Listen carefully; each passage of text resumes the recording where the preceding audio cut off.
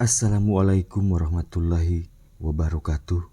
Salam sejahtera buat sahabat Kang Asep Hidayat semua dimanapun berada. Apa kabarnya sahabat semua?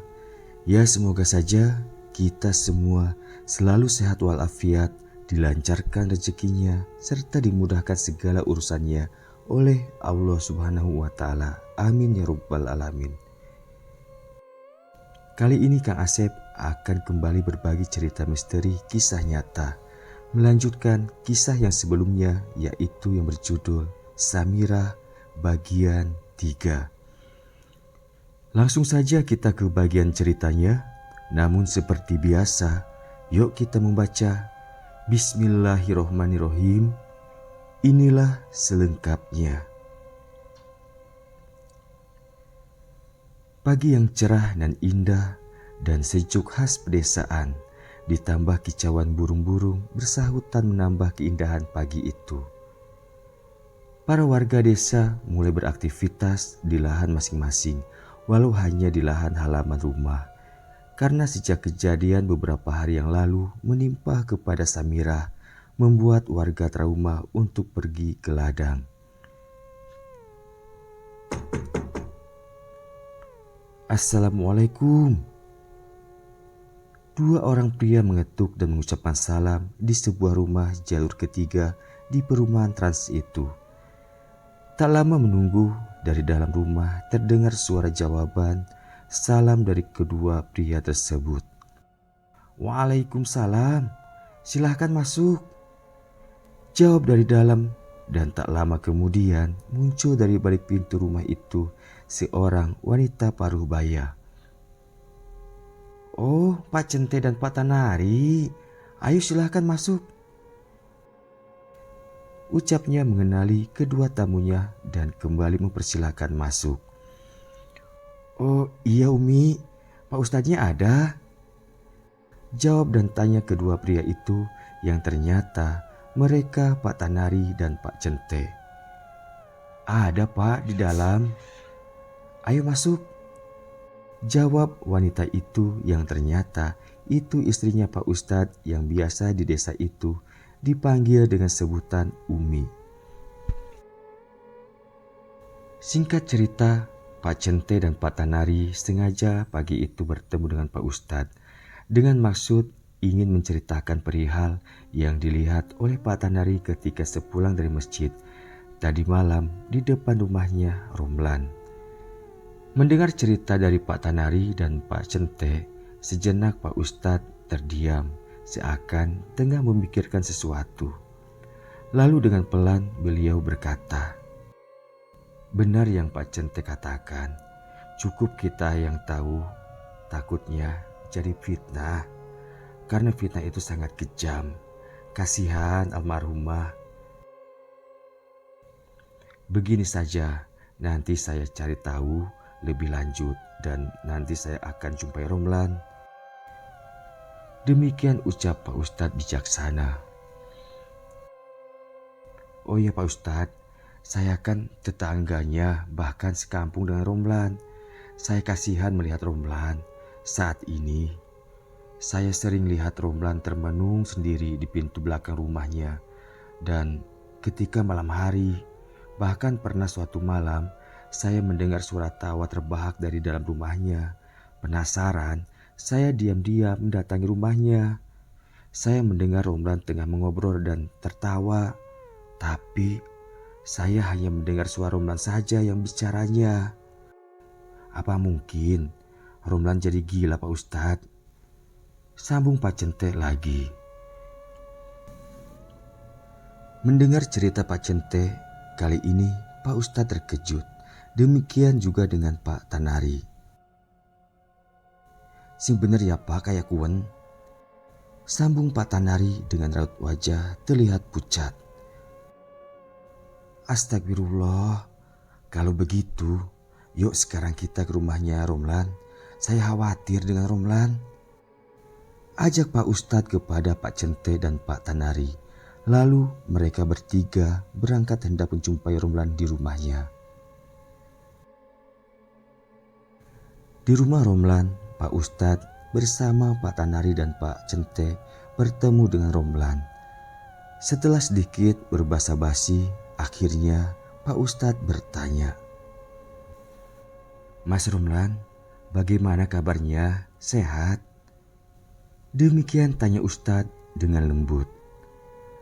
"Alhamdulillah Ustadz, saya sehat dan saya juga sangat senang karena istri saya sudah pulang lagi ke rumah ini. Ternyata istri saya itu masih hidup." Demikian ucap Romlan dengan ceria.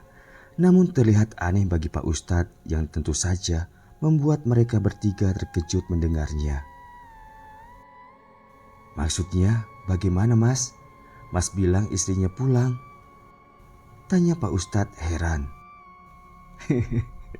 "Iya Pak, istri saya setiap malam pulang kok ke rumah ini," jawab Romlan lagi. Mendengar jawaban Romlan, Pak Ustadz hanya manggut-manggut. Ia mulai faham bahwa ada yang tidak beres terjadi kepada Romlan. "Oh begitu ya, syukurlah kalau begitu," jawab Pak Ustadz singkat, enggan membahas lebih panjang lagi. Pak Cente dan Pak Tanari saat itu hanya saling pandang saja, tak mengerti apa sebenarnya yang terjadi. Mereka berdua bingung mendengar ucapan Romlan juga jawaban Pak Ustadz. Sesaat kemudian terlihat Pak Cente akan berbicara, namun baru saja hendak berkata, Pak Ustadz langsung memotong. Seakan Pak Ustadz faham apa yang hendak diucapkan Pak Cente, bahkan langsung pamitan ke Romlan. Pak Cente tidak melanjutkan ucapannya, ia kembali diam dan langsung ikut pulang. Setelah di luar rumah dan berjalan menjauhi rumah Romlan, Pak Cente yang tadi tidak diberi kesempatan bicara, penasaran dan bertanya kepada Pak Ustadz. "Maaf Pak Ustadz." Baru saja berkata demikian, kembali Pak Ustadz langsung menjawab. "Sudah Pak Cente, bukan cuma Pak Cente yang penasaran. Saya juga sama, cuma nantilah kita ngobrolnya di rumah Bapak saja, jangan di sini." Demikian ucap Pak Ustadz dan lagi-lagi Pak Cente terdiam. Akhirnya mereka bertiga melanjutkan langkah tanpa berbicara menuju ke rumahnya Pak Cente yang bersebelahan dengan rumah Romlan. Setibanya di rumah Pak Cente, mereka langsung masuk ke dalam rumah. Sembari minum kopi panas yang disuguhkan oleh Bu Cente, mereka mulai mengobrol yang diawali oleh Pak Ustadz. "Sebelumnya saya mohon maaf atas sikap saya tadi ya Pak Cente. Saya tadi memotong ucapan Bapak karena saya paham pasti Pak Cente mau menanyakan tentang tidak mungkin kalau Samira selalu pulang ketika malam hari ke rumahnya. Begitu kan?" ucap Pak Ustadz meminta maaf. "Iya Pak, benar. Saya tadi mau bertanya demikian karena menurut saya itu aneh," jawab Pak Cente membenarkan tebakan Pak Ustadz. "Jadi begini bapak-bapak, bukan saya sok pintar, tapi saya sempat merasakan hal yang tidak nyaman. Saya juga merasakan keberadaan sesuatu yang tidak beres ketika tadi di rumahnya Romlan. Ada jin yang berusaha mengganggu Romlan. Jin itu jin jahat yang memanfaatkan Romlan di saat pikirannya selalu kosong." Demikian tutur Pak Ustadz panjang lebar. "Jadi yang dikatakan Romlan itu benar ya Pak Ustadz?" sambung Pak Tanari yang sedari tadi hanya diam. "Iya benar Pak, tapi yang selalu datang itu bukan istrinya, tapi itu jin jahat," jawab Pak Ustadz meyakinkan. Mendengar ucapan Pak Ustadz, Pak Tanari dan Pak Cente terdiam. Dengan raut wajah terlihat pucat. Lalu kembali Pak Cente berkata, "Waduh, bahaya itu ya Pak Ustadz. Lalu kita mesti berbuat apa?" tanya Pak Cente merasa khawatir kepada Romlan. "Nah itu dia, kita harus menolongnya agar dia terlepas dari gangguan jin itu," Jawab Pak Ustadz, pasti. Cara menolongnya bagaimana Ustadz? Kembali Pak Tanari bertanya. Caranya satu, ajak Romlan ke rumah ini, kasih dia makan dan minum. Nah, air minumnya itu nanti saya buatkan air doa yang saya khususkan agar jin yang berada di dalam tubuhnya bisa keluar. Yang kedua, ketika dia sedang makan di sini, salah seorang dari kita masuk ke dalam rumahnya untuk memercikan air doa ke semua ruangan rumahnya itu, Pak. Demikian penjelasan dan rencana Pak Ustadz. Loh Pak, kenapa harus secara diam-diam ngobatinya? Kenapa tidak langsung kita sampaikan saja sama Romlan? Ucap Pak Centek yang tidak mengerti. Pak, orang yang sedang dirasuki oleh sebangsa jin itu tidak akan pernah mau. Karena dirinya sudah dikuasai oleh jin itu. Sebenarnya sekarang saja saya yakin jin itu sudah tahu rencana kita. Tapi kita harus lebih pintar dari dia. Keesokan harinya, kebetulan hari Jumat, sesuai dengan rencana Pak Ustadz akan mengobati Romlan. Siang itu seusai waktu sholat fardu Jumat, istri Pak Centek sudah memasak dan sudah dihidangkan. Segelas air putih yang sebelumnya sudah dibacakan doa oleh Pak Ustadz juga sudah siap. Di rumah itu yang ada hanya Pak Ustadz dan Pak Centek yang terlebih dahulu memanggil Romlan. Alhamdulillah Romlan tidak menolak. Sementara Pak Tanari yang bertugas masuk ke dalam rumah Romlan yang tidak pernah dikunci pintunya semenjak kematian istrinya. Terlihat Romlan duduk bersama Pak Ustadz dan Pak Centek, siap untuk makan siang. Wajah Romlan terlihat pucat pasi dan ia tidak banyak bicara. Setelah berkumpul, acara makan siang dimulai yang terlebih dahulu membacakan doa dipimpin oleh Pak Ustadz. Di saat itu Romlan terlihat mulai gelisah. Namun Pak Ustadz mulai mengerti dan pembacaan doanya selesai tidak terlalu panjang. Ayo makan yang banyak Rom, biar kenyang. Ucap Pak Centek mempersilahkan kepada Romlan. Oh ya, ini minumnya. Ucap Pak Centek lagi sembari menyodorkan air putih yang sudah disiapkan untuk Romlan. Singkat cerita, mereka bertiga langsung makan. Sembari makan, sengaja Pak Ustadz mengajak ngobrol ringan agar situasi tidak tegang dan membuat Romlan santai. Makan selesai dan tiba saatnya Romlan minum. Di saat akan minum itulah terlihat ada kejanggalan. Romlan mengendus air putih di gelas yang ia pegang. Sorot matanya tiba-tiba berubah jadi liar. Melihat gelagat demikian, Pak Ustadz yang sedari tadi diam-diam mengawasi Romlan langsung mengusap lembut bahunya dan berkata, "Kok sedikit makannya Mas Romlan?" Demikian ucapnya. Tentunya usapan lembut pada bahu Romlan tidaklah ucapan kosong. Sebelumnya Pak Ustadz membacakan doa. Sesaat Romlan melirik ke Pak Ustadz dengan senyum hambar.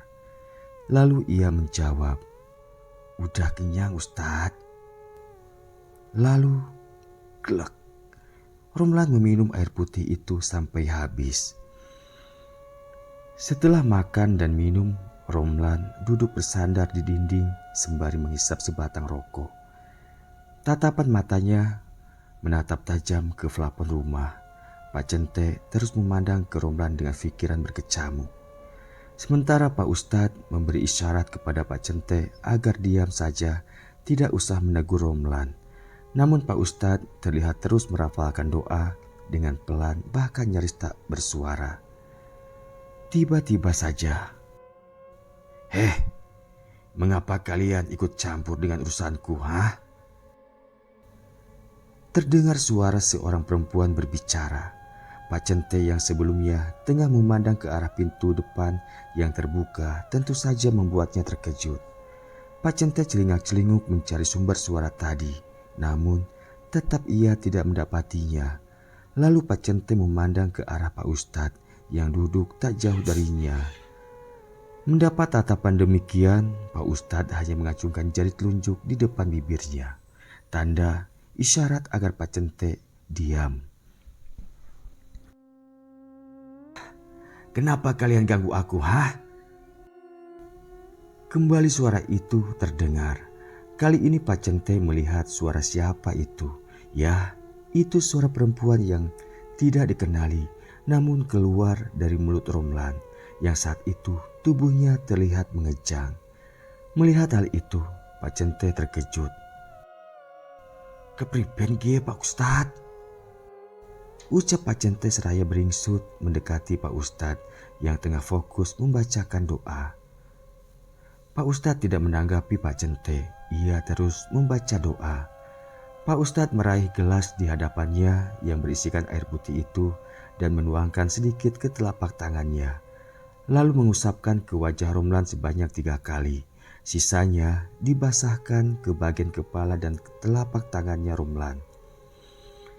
Sesaat Romlan menggelepar dan terus meracau tak jelas. Bahkan ia tertawa ngikik yang tentu saja akan membuat merinding siapa saja yang mendengarnya.